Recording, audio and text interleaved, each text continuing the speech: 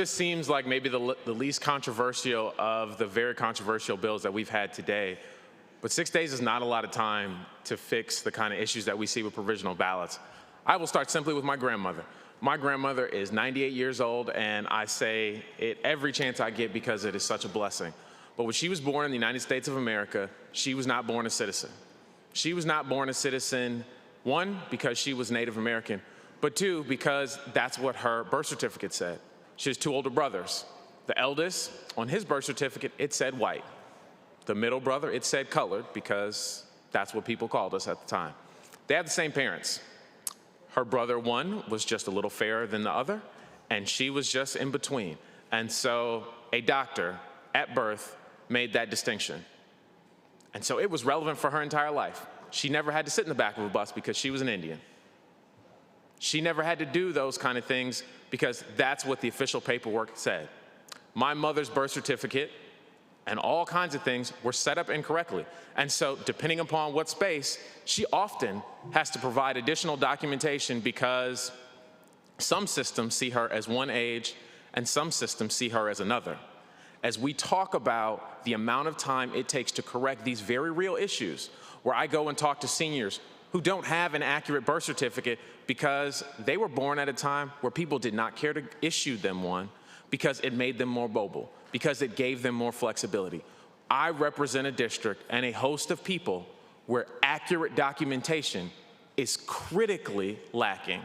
And in a time where we are coming out of a pandemic, where it's even more difficult, we are asking people who may or may not have literacy challenges to fill out extremely complicated documents. And so if any of you have filled out a provisional ballot, I am grateful that I have not to this point, but I have certainly been very close to where my ID has been just about expired, or I lost a wallet just before and was able to get another piece, or able to show other ID in a space where I could just file an affidavit, literally have lost a wallet and not had ID and been headed out to vote. But I vote in person at a precinct in the neighborhood that I've lived in my entire life. And they can say, hey, Adam, and I can say, hey, Ms. Johnson, how's it going? And she says, hey, I know you, and that's fine. What we're talking about doing would change that. It would say that I would need to go back and get those kind of documentations. I've been filling out employment paperwork one day, and literally my license expired. Somehow my passport had expired, and I didn't have anything, and they were like, yeah, your military ID is not on the list of approved things because you need two forms of ID. And so as we talk about the details and these spaces, what we should be talking about here is saying that you have more time to correct these issues, right? If I fill out a provisional ballot and the person who, the election challenger or whatever, doesn't seal it properly, you know what happens to my ballot? I get credit for voting. I said that again, credit for voting. The people I went to go vote for do not get the benefit of my ballot. They do not call me and say, hey, you know, so all those people you worked so hard about, they didn't get your ballot. It just says I voted. And so I would think that my ballot was counted. I would think that my ballot was counted, even though it hadn't been. And when we're talking about provisional ballots, right now, some states have less than 100 of them because they make it easier to vote. Some states have 100,000. Do we really want to live in a state where we have 500,000, 2 million, 1 million provisional ballots because people messed up for whatever reason, right? They go to the wrong precinct in a location, and this may just be a Detroit thing, but there are often places where you have multiple polling locations in one spot. The church behind my house used to be one of them. Going to the wrong spot and then handing your provisional ballot when they could have directed you across the hall. And then, God forbid, they don't seal it right. God forbid you don't sign something and date it. You don't get 6 days to correct those errors. You get 6 days to bring back documents that you may or may not have needed, things that could have been addressed on the front end. And provisional ballots are meant to ensure that we're able to correct administrative issues. And that's not what this does, but it could be. This could be an avenue to correct those things and to give people an opportunity to fix real issues like, hey, you know, the seal wasn't right on your ballot because we know what number it was. Please come back in and do that. But we don't want to make it easier, or that's not what this is designed to do, is to make it easier. But it could be.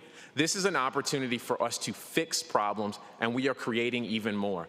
And that's the travesty of these discussions, is there are a lot of people whose ballots won't be counted on both sides because they're older, because they didn't have the right documents, because God forbid somebody else made a mistake that they didn't have anything to do with. And so either we're going to decide to lean in towards voters or we aren't. But I can tell you, this discussion would be very different if we were talking about firearm sales, of which you do not have an ID to purchase.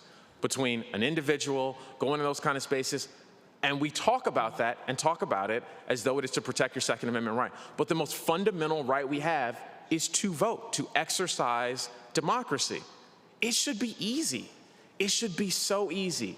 And we should correct everything. We should take every opportunity to correct every error and give you a chance to correct every error by letting you vote early, by letting them process them, by letting them go back and say, hey, ma'am, sir, you made a mistake. Let's fix that. But no, what we do is say, oh, yeah, sorry, we're just not going to count that. But we will give you credit. We will give you the gold star so you didn't miss an election. We just won't count any of the people. Your ballot just won't count, but we will make sure you know that you are a conscientious voter. That doesn't mean anything for me. It doesn't mean anything for the voters I represent, and it doesn't mean anything to make sure that we are taking care of people. Service members, young people, those are the people who mess up on their first election, seniors, and we should be giving them space to fix it. Not saying, hey, you have this quick turnaround to do so. Because, hey, if you vote on a Tuesday, they're saying by Monday you need to have all this fixed. A lot of people have to go back to work. They have other things, and clerks are extremely busy. So you do not necessarily have 6 real full days to get in and talk to the clerk to get this fixed. Mr. President, I asked that my remarks be printed in the Journal. I hope that my colleagues will change their minds.